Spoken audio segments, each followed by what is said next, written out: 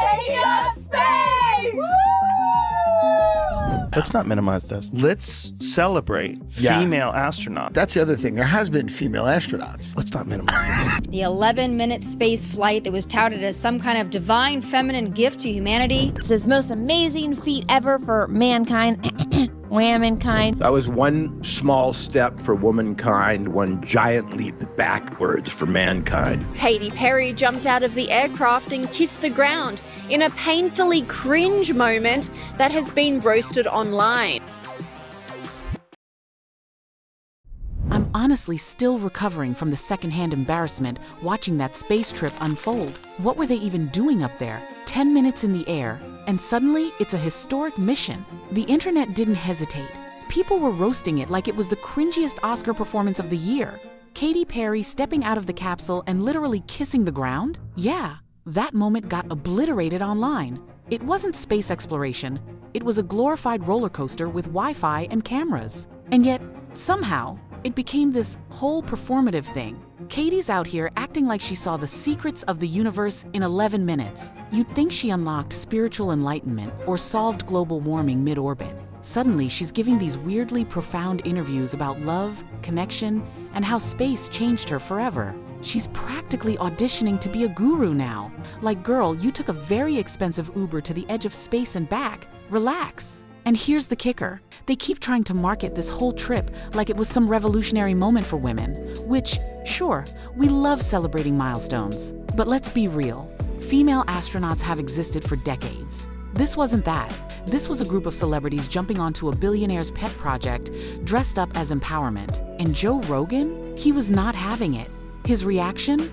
Brutal. He called it exactly what it looked like. An expensive photo shoot with a side of spiritual delusion. If Katy Perry started singing and I was floating in the vacuum of space, I'd find a way to end it, he joked. And honestly, sane. Even the media tried to sell it like it was some awe-inspiring moment for humanity. Oprah was crying. People were acting like they just witnessed a moon landing. All for a glorified 10-minute suborbital joyride. And let's not ignore how this whole thing was branded. One small step for womankind. Please, it felt more like a giant leap backward for common sense. They called it a journey, a mission, a divine feminine act of bravery. But let's break it down. A bunch of celebs got into a capsule, went slightly above the Earth's atmosphere, floated around for a few minutes, then came back down, and somehow that became inspiration. Designer outfits, choreographed photo ops, and Instagram captions about transcendence. It's not exploration anymore. It's lifestyle branding at 100,000 feet. And then the press interviews began. One after another, they repeated the same recycled lines about how the trip healed them, made them feel connected to Mother Earth, inspired girls around the world, blah, blah, blah. Katy Perry claimed she felt a surge of love so deep she'll never be the same again. Look, no offense, but the only thing orbiting in that spacecraft was the collective ego. Then came the ultimate humble brag. She claimed that young girls were messaging her, saying they didn't realize space travel was something they could do until they saw her go. Like, no, they can't, because they're not besties with Jeff Bezos. That's the only qualification you needed to get on that flight. And it wasn't just the public rolling their eyes. Even other celebs were dunking on it. Olivia Wilde reposted the clip of Katy kissing the ground and joked that she was acting like she survived Apollo 13. Amy Schumer jumped in too, claimed she was added to the crew last minute as if it were some subway invite. It was pure sarcasm, but it made a point. This wasn't history. This was PR cosplay. The irony?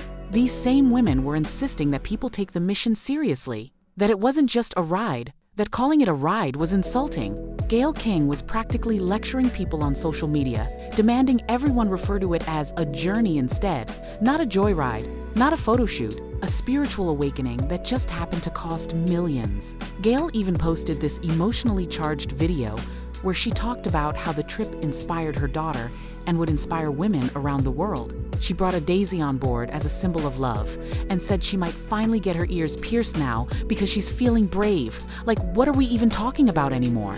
All of this buildup.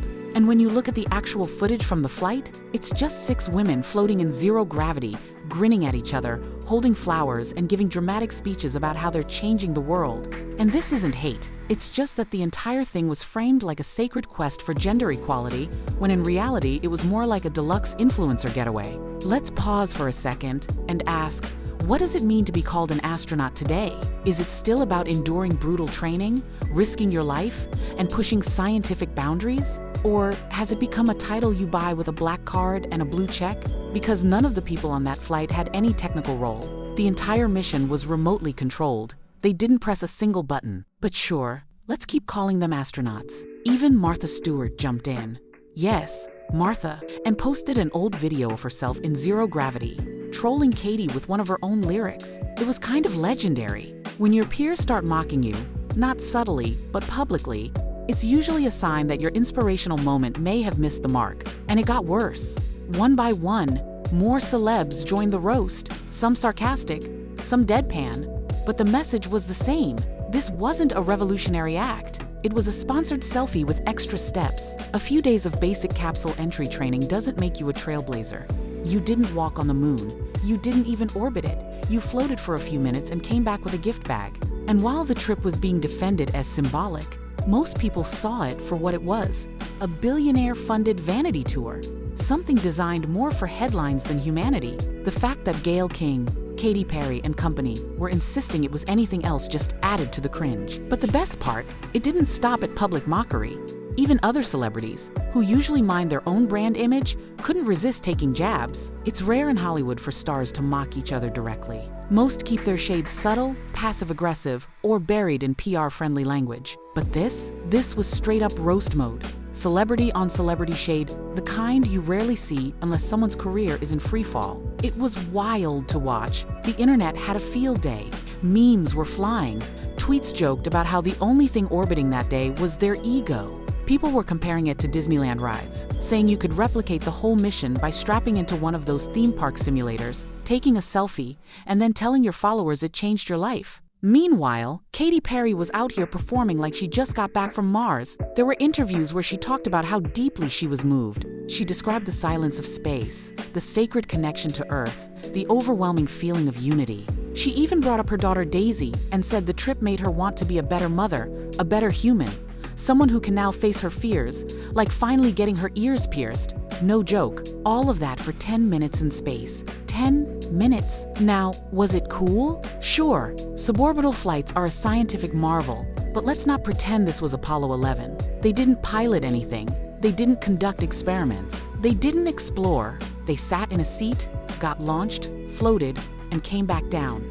Every move was controlled by mission operators on the ground. And yet they're out here giving I am changed forever interviews, like they just returned from a year-long mission on the ISS. The real kicker came when Gayle King started going off online about how this shouldn't be called a ride. She said that word is disrespectful. It wasn't a ride, it was a journey. Something sacred, a powerful act of inspiration, a moment of history for women. And sure, if you're into theatrics, maybe that sounds moving. But the reality? A billionaire's PR team crafted every bit of it. And when people called it out, Gayle doubled down. She got emotional in interviews, practically scolding the public for not appreciating the impact this had on women. But let's be honest, if a bunch of male celebrities pulled this same stunt and came back talking about how connected they felt after 11 minutes of weightlessness, the internet would have roasted them into another dimension, and rightfully so. It's also worth noting that not a single person on that flight was responsible for the rocket actually going up. No engineering, no flight control, no mission planning. Just a handful of rich, well-connected women who said yes to a very curated experience. That's it. But when they landed, they acted like they'd broken barriers and shattered glass ceilings, as if they'd opened doors for future generations of female scientists.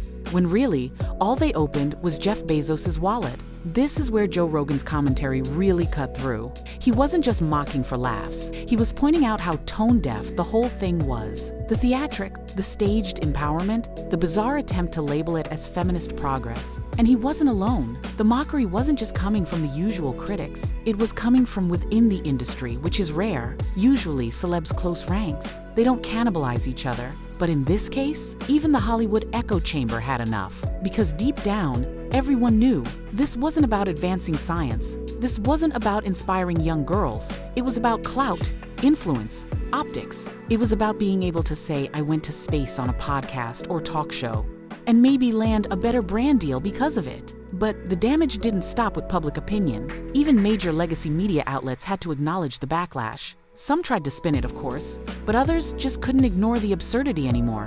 There were columns, op-eds, commentary segments, all poking holes in the narrative these women were trying to sell.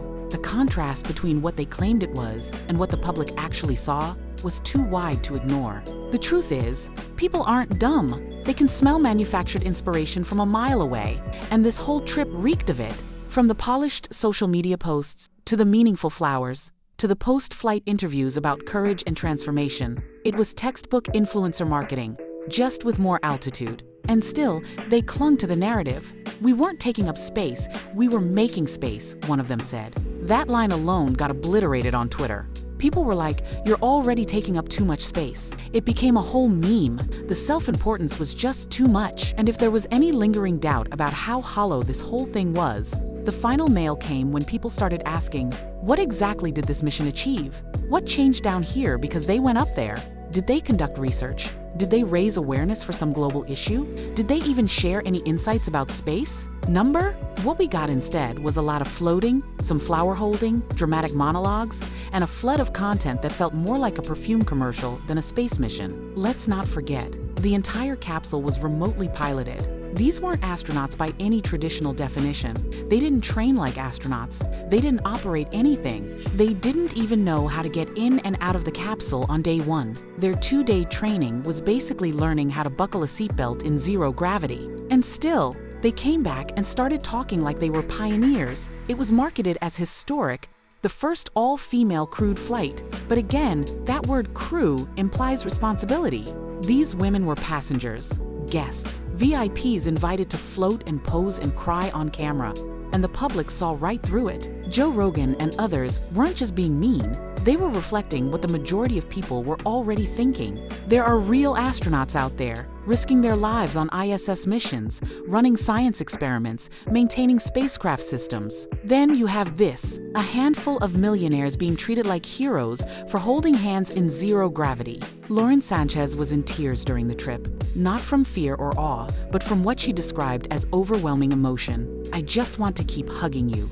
she told the crew. She called it a rebirth. Others described it as alive and sacred. One person even said they felt the death and darkness of space, followed by unity and rebirth. You'd think they were describing a pilgrimage to Mecca or a near-death experience. But no, it was a round-trip ride on a luxury space capsule funded by Bezos. And again, there's nothing wrong with feeling emotional.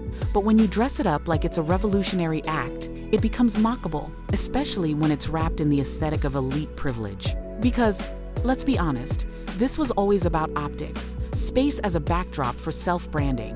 Even the phrase astronaut is being diluted. It used to mean something: endurance, brilliance, bravery. Now, apparently, all it takes is a billionaire friend and the ability to take a flattering selfie while floating. The fact that Gayle King and others insisted this wasn't a ride and should be respected as a historic event only made it worse. You can't demand reverence when the mission is literally a press junket in orbit. Then came the truly absurd moments. Gayle King telling people not to call it a ride because no one calls it that when men go to space, as if this wasn't the very definition of a space ride. When men went on tourist flights like this, people roasted them too. The difference? They didn't cry sexism when the jokes started. They just accepted that they signed up for a luxury trip and moved on. But here, the defense mechanism kicked in hard. Suddenly, criticism meant you were anti-women, anti-progress. Even though the criticism wasn't about gender, it was about entitlement and illusion. Meanwhile, real astronauts, engineers, and scientists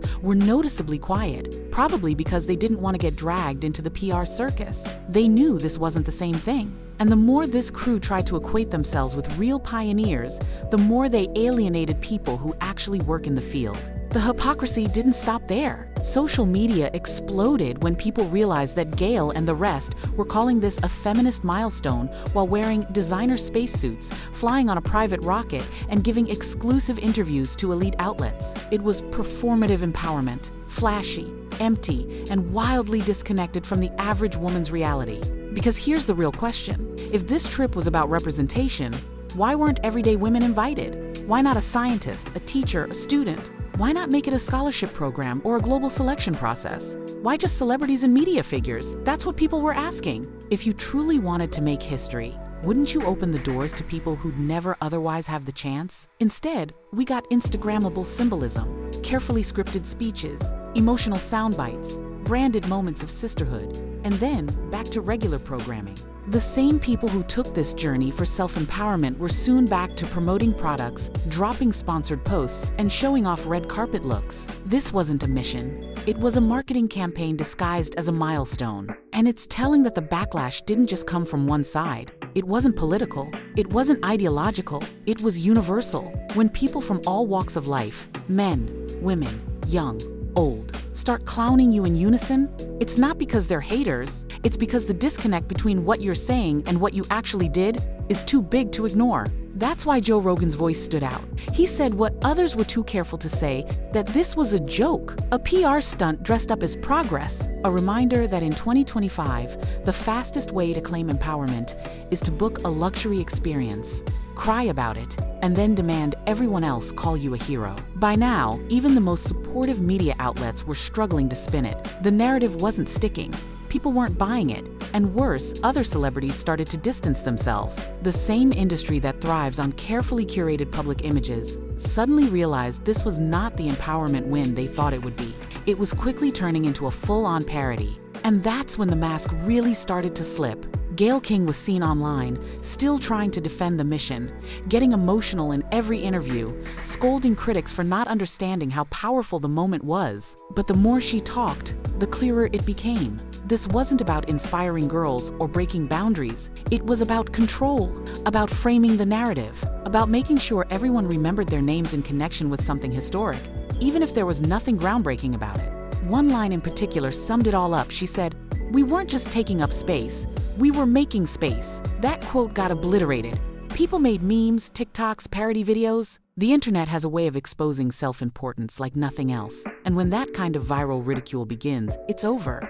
There's no coming back. Let's be clear, nobody was mad that they went to space. It's not about denying their right to have that experience. The criticism was never about gatekeeping. It was about pretending that something performative was somehow groundbreaking, that floating in a space capsule for 10 minutes was the same as breaking barriers and redefining womanhood. And once the backlash hit full volume, things got even more awkward. Instead of dialing it down, they doubled down. They pushed harder on the narrative. They did more interviews. They released more behind-the-scenes footage, more soft-focus montages, all while real astronauts were going about their missions, quietly, without designer suits, without tearful TED Talks, without trying to convince the world they'd just rewritten history. The truth is, the only thing revolutionary about this trip was how out of touch it made them all look. In an age where people are struggling to afford groceries, where working-class families are navigating inflation and economic instability, watching a group of millionaire celebrities talk about how space healed them was just insulting. The timing couldn't have been worse.